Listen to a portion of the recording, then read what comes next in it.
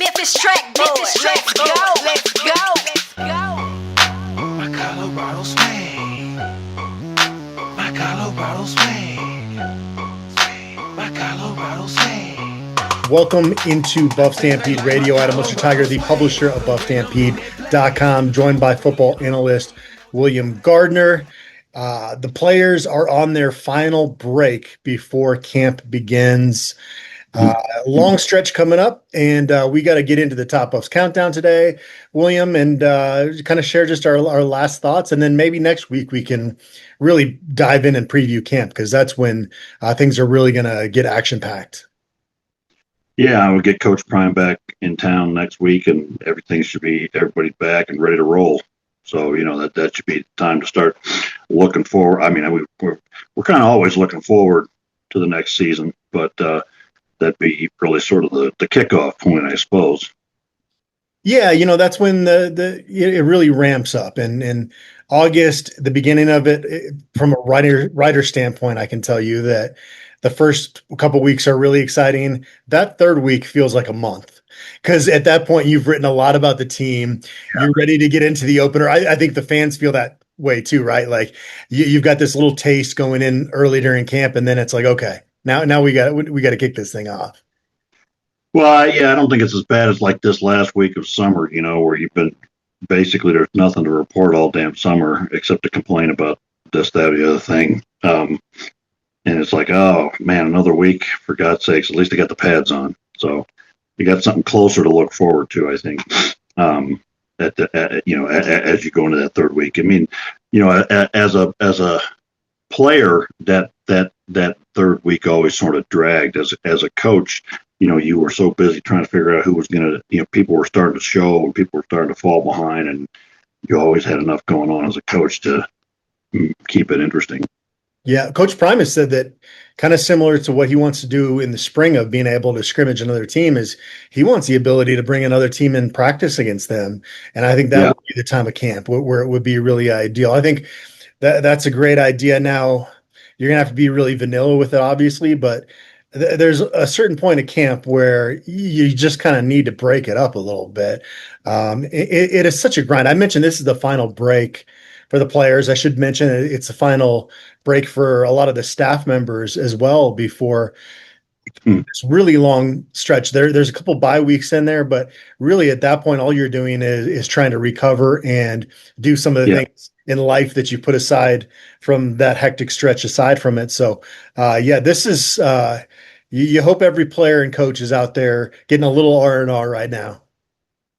Yeah, and bye weeks don't really give you any time off. The time is just filled with slightly different things, but you're still practicing and you're still meeting with the team, and maybe you get some recruiting done. But it's certainly not a time when you throw your feet up and take it easy for a week. Yeah. Coach Prime went on over a mile walk with his daughter on his ranch the other day, put that on social media. That was cool to see. So, continuing to make strides, like you mentioned, William. We expect to see him back in Boulder this coming weekend to address the team as they return on Sunday. We saw this past week kind of those final workouts with the summer strength and conditioning work. By that last one, William, they were ready to get on this little bit of a break. It felt like watching, kids that were on the last day of school there right before break. Yeah, Coach Prime and his daughter asked me to go on that walk with him, but I said, hey, you know what? I don't want to get in the way of the father-daughter. You believe that, right, when I tell you that? 100%, of course. Yeah, absolutely, man. That you get to those last, I don't know, sometimes the last workout or whatever, it's kind of a weird mental state with that last workout. It's like, how much am I going to gain from this? I've gained so much. And I don't know if we're ready to talk about. I look at the various photos and the various videos and such, and what stands out to me, particularly with the big guys, is that a lot of these guys have really changed their bodies this year in a way that I haven't seen even the year before. Chrysler and Larry Johnson and God knows Jordan Seaton, are still well over 300 pounds, but they have lost a lot of that flab and body fat and just look phenomenally different and better. So I think that's a thing that I haven't necessarily seen across the board with the big guys so much as I did this year. There was that photograph. I found that photograph of the entire O line, and a couple things I liked about it. One thing was all 19 guys listed for the offensive line in the latest eligibility chart were in that photo, so everybody's there. Okay, and the other thing that kind of cracked me up is like Lauren, who's the trainer. Mhm. You see her in interviews and everything. She's a regular sized human being. She's in the middle of all those offensive linemen. She looks like a child. Like, holy shit. That gives you an idea of just how freaking huge these guys really are. Because I don't think, like I'm 6'2", 230, and I don't, and I'm bigger than the average human being because I'm used to being around those dudes, and I'm like, well, I'm kind of a little guy, right? And then I see myself in photographs with 100 people I work with now, and I look like the giant in the group, So the size perspective is really, really quite something. But I think that the work and the progress that's been made this particular summer is really kind of phenomenal to me. And I know there are people out there that say, "Oh, we hear this every year."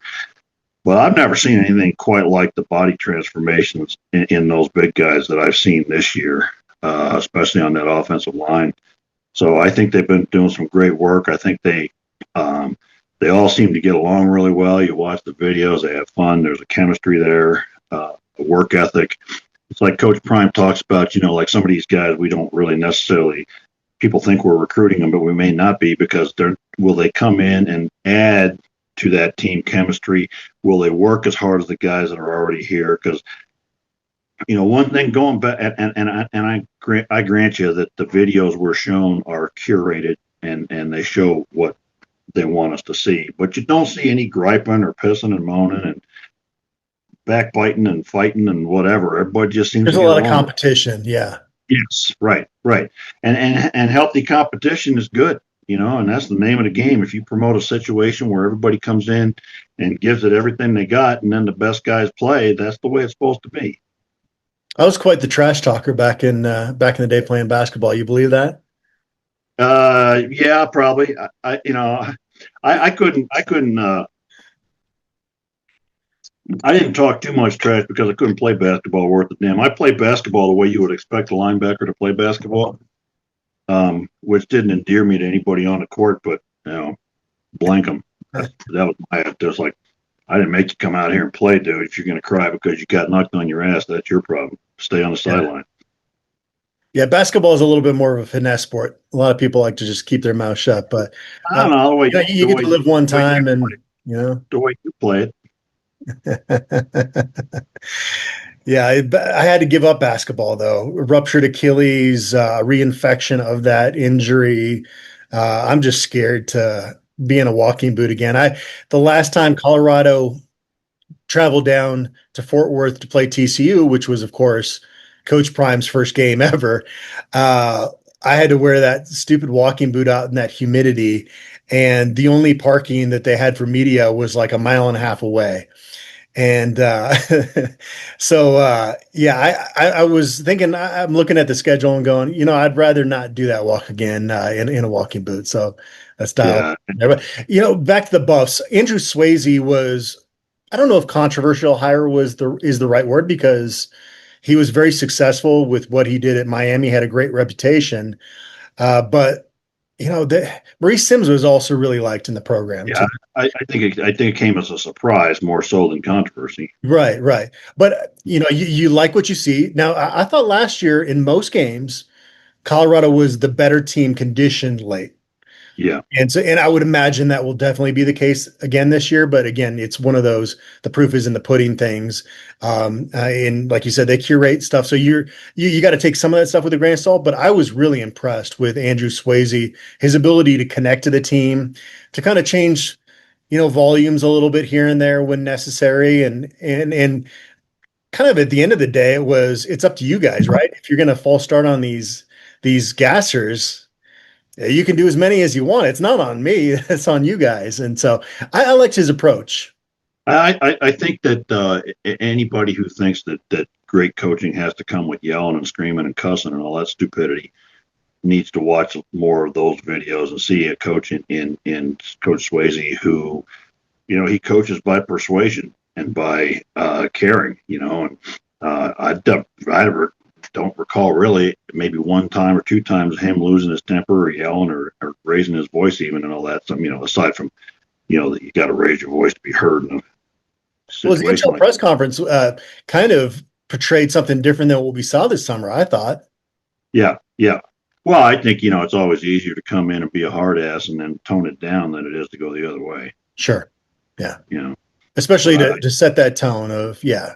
And that's what Coach Prime, when he came in, it was setting a standard and you live up to it or you're not going to be here. I think it's been pretty clear. I think the expectations have been pretty clear with this staff.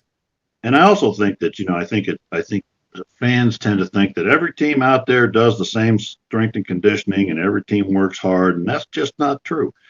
Every team intends to, I think every team thinks they are, but I've worked for head coaches where it wasn't an important thing to them, which is mind blowing to me. And it's difficult to make it a really productive program when the head coach isn't on board. Yeah. Anything else before we jump back into the top ups countdown from this summer? Any other thoughts before we're going to dive into camp preview mode next week? Is there anything with the summer stuff that has been on your mind? I just keep thinking about, I've been doing a lot of work looking at the offensive line and I think you made a point to somebody on the board that nobody has any idea who the right tackle is right now. I think that may be true almost across the board because I know when we did our top five the last two times, one of them was Miguel, and I said he's written in pen at center. And the more I think about it, the more I think that may not be true because Cooper Lovelace, who's a guy that most people have forgotten we even signed, started against Michigan at center last year for Northwestern, and he's a guy who could absolutely take that spot too. Because watching him in those videos, he's certainly a big, strong. He kind of has an interesting, fun personality, kind of gruff. But and then I was looking at guys like Andre Roy, who's another guy that people have probably forgotten we signed, and he started 7 games, in the Big Ten too last year. So you look at that group of guys in that photograph, and you got a bunch of guys there that played a lot of football at very high levels. We're going to talk about a couple of them here today, but we have more guys who have played more football on the offensive line on this team than I would say we've had in the last 10 years combined. Repeat that again. So I'm saying you look at all the guys we've brought in and what they've done in their past and how many games they've played and started, many of them at the Power 4 level, others, very successful at the next step down. And when we have probably more big offensive linemen on this team who have played more downs of college football than probably any time in the last 10 years combined. Yeah, you'd have to go back and run the numbers, but you might be right. It doesn't help that Jordan Seaton's a true sophomore, which shouldn't count against you in that type of argument, obviously. But I would kind of add on to that point you made there and say, I think the second team O-line going into the football season this year will be better than the first team offensive line that they fielded during Coach Prime's first season in Boulder. What do you think? Maybe last year too. I mean, because we're gonna have guys standing on the sidelines, depending on who wins those jobs, who were starters in college, many of them at the Power 4 level last year. And we didn't have that. We didn't have that last year. Like even Justin Mayers, who was one of our best linemen, had not played up at this level yet. So there's a lot of talent and beef and size in that group. And somebody that only 5 spots, man, and it's not necessarily winner take all, but a lot of most of those guys, 1, 2, 3, 4, 5, 6, 7, 8 of those the guys at least are on their last shot, man. Mm-hmm. So it's do or die at this point, and that's going to bring out the motivation in all of them. Yeah. Today's episode is brought to us by Macaulay Capital Fractional CFO Services. Is your business looking for financial guidance and support but not yet big enough to hire a full-time CFO? Well, we have a solution for you. Hiring a fractional CFO who can work with your business on a part-time basis. You get the benefit of having a seasoned financial expert on your team without the commitment or expense of a full-time hire. And here's the best part. It's likely that a partnership with Macaulay Capital will be a win-win situation, meaning that your business will make more money from the guidance of a fractional CFO than the total cost of partnering with us. For more information or to set up a meeting, please visit MacaulayCapital.com. That's MCCAULEY Capital.com. William, everybody that listens to our podcast knows that we love the Hungry Toad. They've been bringing a taste of England to Boulder since 1991. At the Hungry Toad, they serve up hearty homemade fare from their scratch kitchen paired with a brilliant selection of British beers. They're the perfect spot for friends and family to gather, relax, and enjoy the warm, welcoming atmosphere. If you're mad for football, so are they. Whether it's the American gridiron or European footy, they proudly support CU football and CU women's soccer. The Hungry Toad, Boulder's local pub that's not on Pearl Street. Head to 2543 Broadway in Boulder. And you know what? Hans Serrata don't take no whoopings either. He hands them out. How's that for a second? I love it. I love it. All right, let's do it, William. Let's dive back into the 2025 Top Buffs Countdown. In this group, we're going to do 19 down to 13.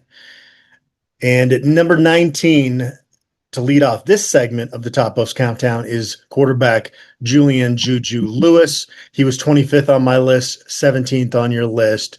Again, coming in number 19 on this.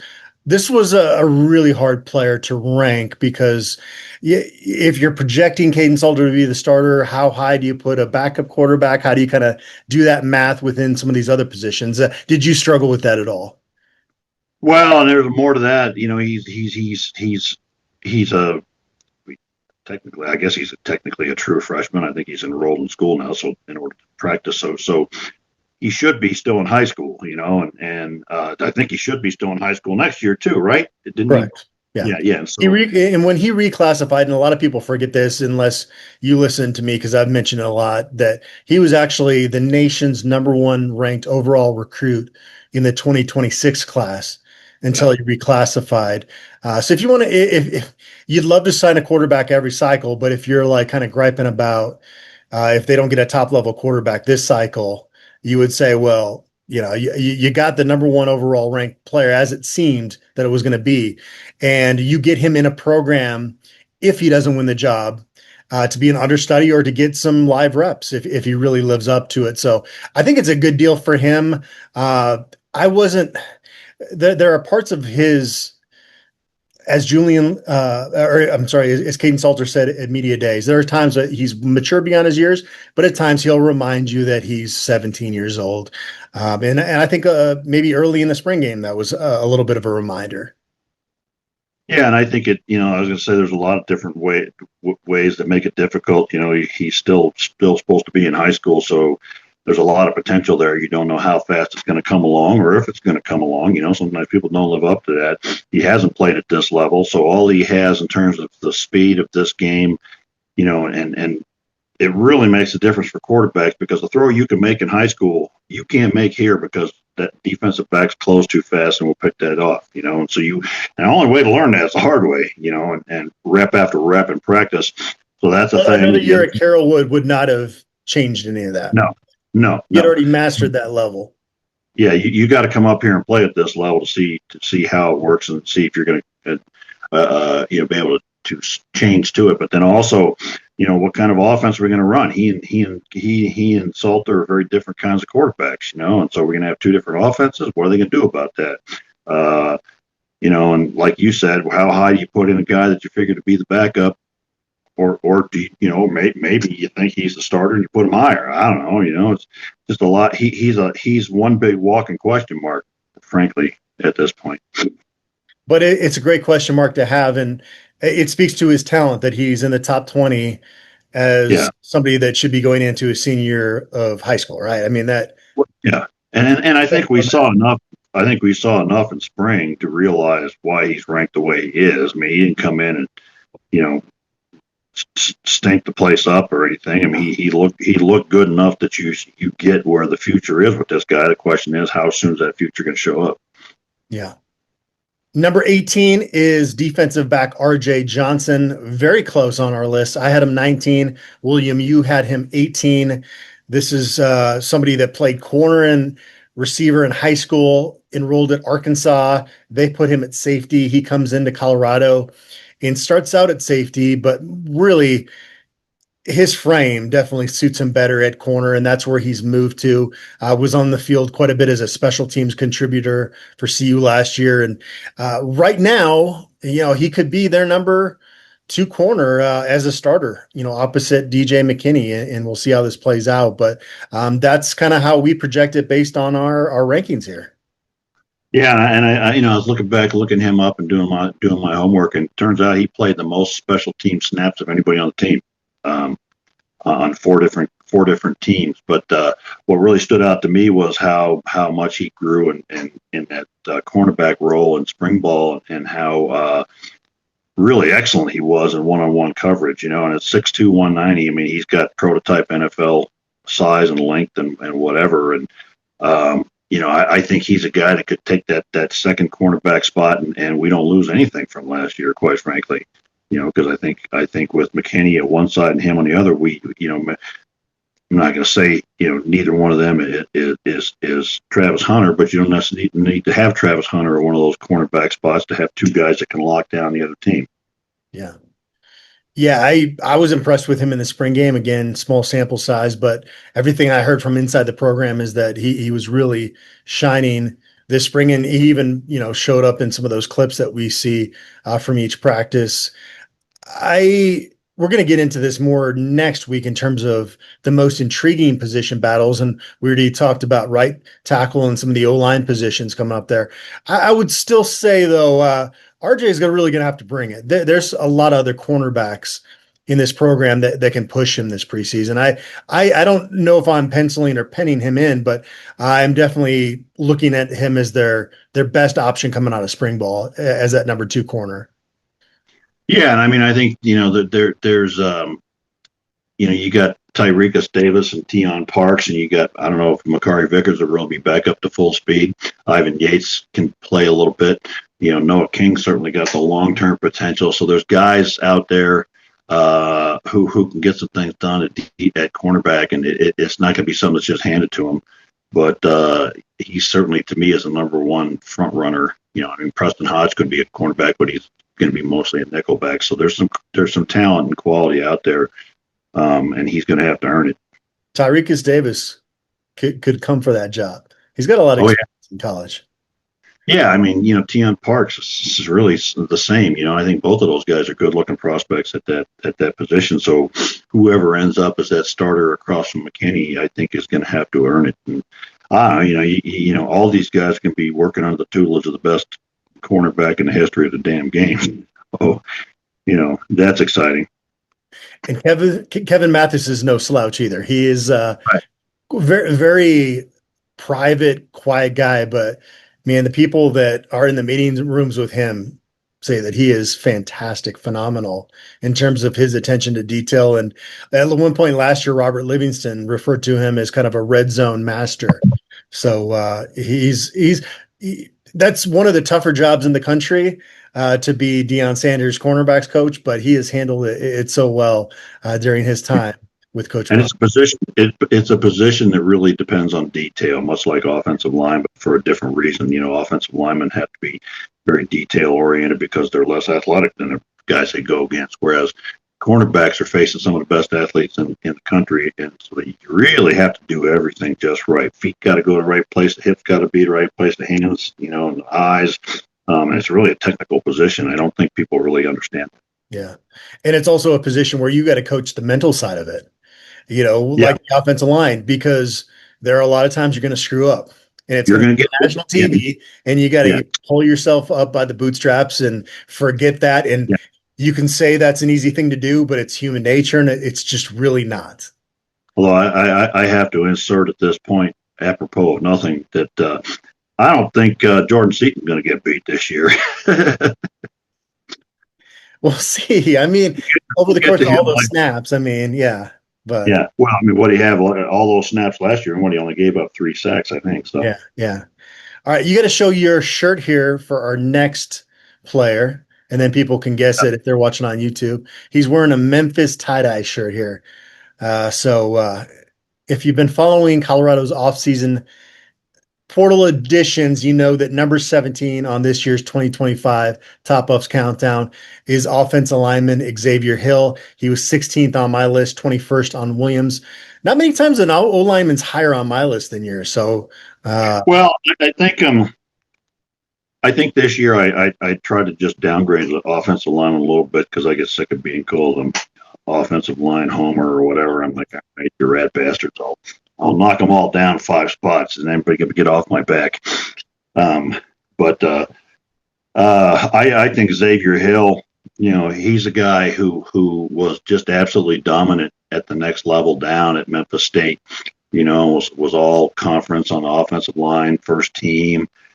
Started every game for 2 straight years with Memphis State. And I looked up their schedule the last couple of years, and then they played some teams. Like he's played against Missouri, he's played against Iowa State, he played against West Virginia. So he played against Florida State. Not sure Florida State's a Power 4 team anymore, but nevertheless, he's played some teams for Memphis State that are good, that are higher level teams, and was their best lineman for 2 years, and did most of his playing time, I think, at that guard spot. Played some tackle too, but 6'4" and 320, and really just kind of brings everything to the table that you want for an offensive lineman. And it would not surprise me if he ends up winning one of those starting guard spots. Yeah, I think based on our projections, he would be one of the starters. Yeah, because we can't see the other names, but he is the 3rd highest offensive lineman on the list. Yeah, I mean, I think I would just temper that by saying that we got 1, 2, 3, 4, 5, 6, 7, 8, 9, 10, 11, 12 dudes, and I'm not even counting in Chauncey Gooden and Cardi Smith. 13 dudes actually, because I think Yaya belongs in there, but 13 guys, and only one that's a sure thing is Jordan Seaton. To be a starter, yeah. Well, number 16 on the list is the next in terms of a sure thing, but it's not a sure thing. He's kind of on the cusp of that coming out of spring ball, and that's Illinois offensive line transfer Zy Chrysler. He was 15th on my list, 22nd on yours. He and Jordan Seaton have really developed a chemistry on the left side of that offensive line. And they push each other. And I was talking with Jordan Seaton out at Media Day, and he said that he really appreciates that Zy, even though he's got all this experience, the way he kind of approaches giving him advice, it's not do this, do that. It's, I saw this here, and my experience is based on that. This has kind of helped me in the past. And he's doing it in a more mentorship role than kind of a leadership bully role that, some guys can fall into just because they're more experienced, right? But Jordan Seaton is such a big presence himself. It doesn't surprise me that those two have really developed this chemistry. Yeah, and I think quite frankly, I know I not listed him one spot below Xavier Hill, but quite frankly, Zy Chrysler brings a better resume than Xavier Hill with his last couple of years at Illinois, playing against Big Ten teams. And my God, he's a massive dude. He's 6'7", 340, but he's one of those guys who his body looks entirely different than it did when he got here in January or whenever he got here. And he's another one of those guys that while he's still going to weigh in around 340, it's a different 340 than it was.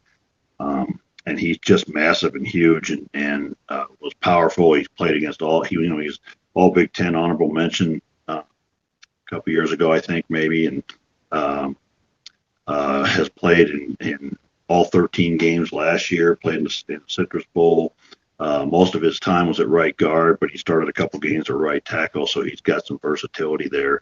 And I just think that actually, quite frankly, I think I should have ranked him higher than Hill. But he's a guy almost as a can't miss kind of a guy. Well, that's why it's good we have a couple people voting on the list, right? It kind of balances yeah. things out a little bit. And I say can't miss because, well, what the hell? He's already done it. I mean, he's played in the Big Ten, which in my view has tougher front sevens on defense than our conference, and he was very successful there. So why would he not do any less here? So, he and Hill, I guess, would probably be the front runners for those two guard spots, and we'll see how it all plays out. I think, it wouldn't be if 5 weeks from now he trotted out as the starting right tackle, that wouldn't blow my mind either. Yeah. When I was talking with our Illinois publisher, he said that Zy Chrysler, I think I said it Chrysler initially, my apologies there, that he early in his career was really on this skyward trajectory. They had some injuries at tackle. You mentioned he played right tackle.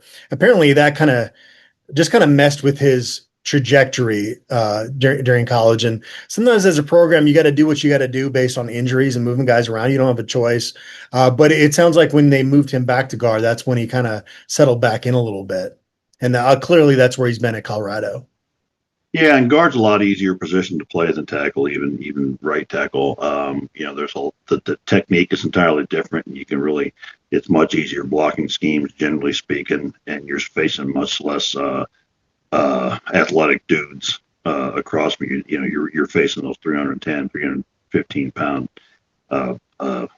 Volkswagen defensive tackles as opposed to the 4 or 5 running defensive end. So it's really a whole different spot, and with his size and power and explosiveness, he can just tee off and move people. So it really is an easier spot to play, and not everybody can play tackle. So I think there's just a lot to work with, and he's certainly a big part of it. And I think Zy Chrysler could be one of the better. I think we got several guys on this offensive line by the end of the season.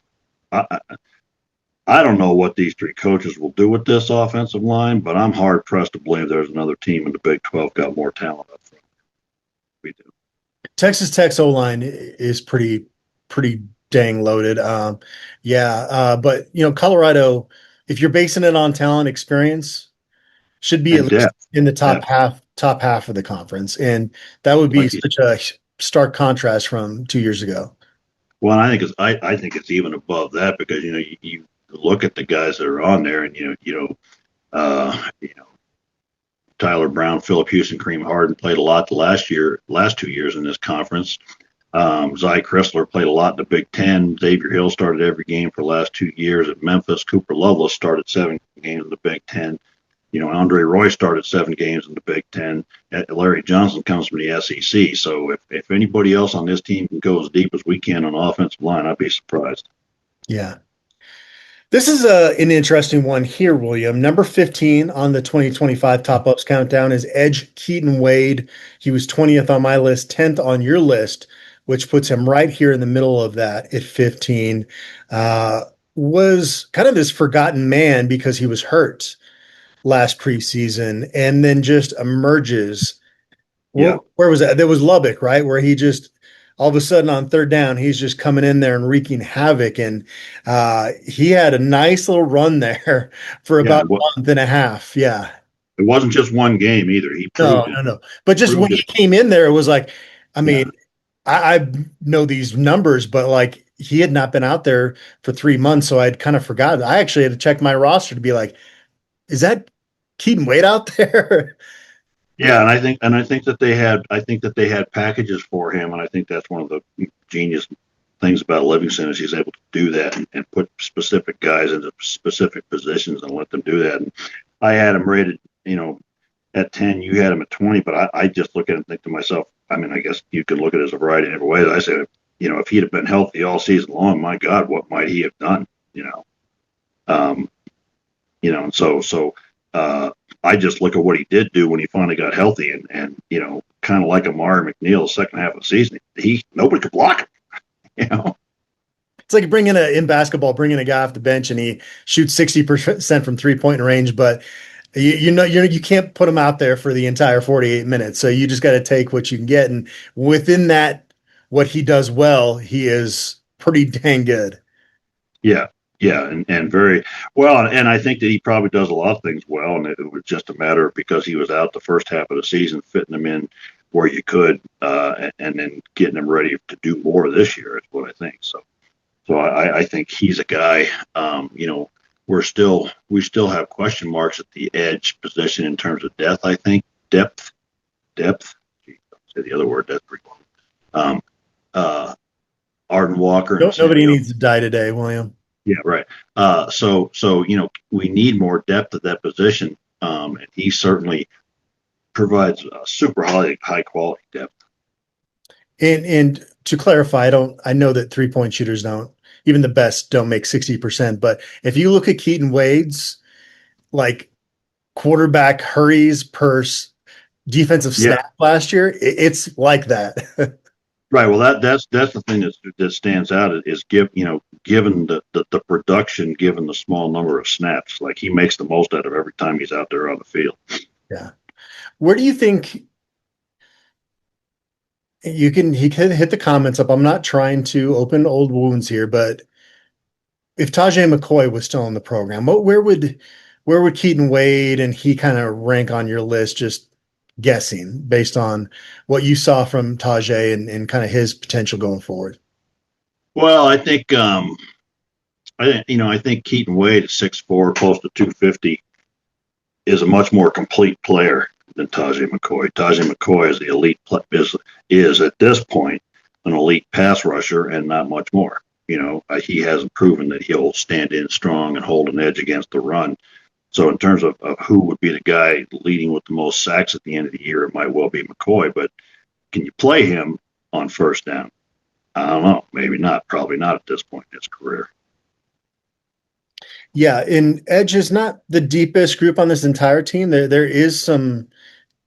I mean, if like a London Merritt comes on and starts to thrive, then all of a sudden you're not saying that anymore. But we've actually got a couple more edge guys to talk about in this countdown before we close this out. Right. Yeah. And I think, like last year, we had an embarrassment of riches, and we'd go 3 deep on both sides. And like you said, if Webb Walker is back full speed from cancer, if Wiggins is where we are told he was in spring, if London Merritt or Alexander McPherson steps up, then we could be that 3 deep on both sides again. Right now, it's a question mark. So. Yeah. Number 14 on the 2025 Top Buffs countdown is receiver Joseph Williams, a transfer from Tulsa. He was a freshman player of the year in that conference last year. 14th on my list, 16th on Williams. Very close between the two of us. And was one of the stars of the spring game. Almost came down with a miraculous corner touchdown, but was just out by a little bit. That would have been a really tough catch. But his ability to high point the ball is going to help make up for Will Shepherd going off to the NFL, I think, pretty seamlessly. Yeah, and my high ranking of him here is based almost entirely on the spring practice. Not. And I would say he was, like that play you talked about in the spring game, he was doing that every week in spring practice. And right from the start, he to me was the top wide receiver on the team for the entirety of spring in terms of what I could see and what I saw. Well, the biggest flash highlight plays, right? I would imagine that Draylon Miller is doing a lot of versatile stuff that maybe is not every day showing up in those clips. Yeah. Yeah, but I think in terms of what you want to see is guys catching balls downfield and getting first downs and making touchdowns. I mean, that's what I saw from Joseph Williams. And like you said, quite frankly, he might be an improved version of Will Shepherd. Not quite as tall, but still at 6'2", is a tall, lengthy receiver, and goes up for things and seems to have a fun personality that builds people up around him. And so I think he's a total product, frankly, and brings so much to this team. I don't think we're gonna see a drop off from our wide receivers this year from last year at all, and that's saying something given the guys that graduated. Well, I think the part of that will be missed is when everything breaks down you can throw the ball up to Travis Hunter, and it's either going to be a PI, he's going to come down with it, or he's going to prevent the DB from coming down with it, right? I mean, in 9 out of 10 cases. And so that part of it was good, but there is more depth without question. And you look at Joseph Williams, he's got 3 years of eligibility. Marion Miller is a true junior. Draylon Miller is a true sophomore. You've got guys that are, Cam Michaels, a redshirt freshman. You got a lot of guys in this program that if they're happy here and are making plays, that are going to really come into becoming really highly regarded NFL draft prospects, because a lot of them do have the measurables that the NFL looks for. And Omari Miller and Draylon Miller are both guys that can do those kinds of things, like Travis Hunter. Not saying at the same level, but certainly can do those kinds of magical, ridiculous things because they have that kind of athletic body control, whatever. And so I think the real question mark, the only thing that may hold back this wide receiver room is who can get the ball to them, and can they do the things that Shedeur Sanders did, or something equivalent and different, because I don't think anybody's going to do what Shedeur Sanders did, but we may have one of these two guys turn out to be, as you've said, off and off, even with all these guys, we still could have a more effective offense, just a different offense. Yeah, Shadeur's accuracy was on another level, but defenses weren't having to play Colorado all that honest, right? So I think there's kind of a trade-off there. Like, there might be some throws that could, if you're getting the RPO game going with Caden Salter, that are going to be a lot more open than they were when the defense knew Shedeur Sanders was going to have to try to pick them apart. Well, and also if you get the running game going, and I expect that's going to be one of the things they try to do this year. At some point, if the running game's working, you got to start walking guys up, putting them in the box, try to shut that thing down, and then you start walking those safeties up and putting them in the box. Draylon Miller going to run past them every damn time, or Marion, or a lot of these guys. Yeah. Last in this group on the 2025 Top Buffs Countdown is number 13 safety Tawfiq Bayard, a transfer from USF. I'm really high on him. He was number 9 on my list, number 19 on your list, William. I got him in Penn as a starting safety this year. You got him in pen or pencil, or not quite willing to commit to that yet? No, I like him. I think that I think he and Carter Stoutmeyer are probably the starters. I think we don't have a lot of depth there at safety. And R.J. Johnson may have to play some at that spot, but we'll see. But I think he's the starter with Stoutmeyer, and I think he looked really good in spring ball. He's got the body for it and has the confidence for it, and I think he's a guy who can come up and put a hit on people and make things happen at the line of scrimmage. So I think, especially coming from a conference rival, I think that's, really helps us. It's South Florida, not our conference rival, but certainly has played at a high level for quite some time. And I think he comes in and steps right into that safety spot. And, one of the question marks on this defense is, can we get safety play as good as we had last year? So he's one of those guys that I think will answer that question in a positive way. Yeah, the big thing I think in terms of the safety group is a lot of the leadership and intangibles that Cam, Selman, Craig brought, right? I think if you put Tawfiq Bayard and Carter Stoutmeyer up there, they can compete with those two guys, but they don't have quite as much experience at this point. One thing that's been encouraging for me to hear about Tawfiq Bayard from his defensive back mates is just they say he's one of the most football IQ savvy players. His older brother's in the NFL, I think is an all-pro in the NFL. And so he's got great pedigree. That's something. He's a different leader than Cameron Selman Craig, that was just so charismatic and just such a great personality. And so they missed that. But I think those two guys have a chance to be as good as Shiloh and Cam were last year from on the field perspective. Now they got to prove it. But yeah, absolutely. I think Bayard brings more to the table in terms of athletic and size things than Cameron Selman and Craig. But he's also, like you said, he more like a quarterback. And understands the defense and gets guys in the right spot and things of that nature. So I think he brings a lot to the table. He's got good size. He hits well. He's got 3 more years to play, so he's got a lot of football ahead of him still. Yeah.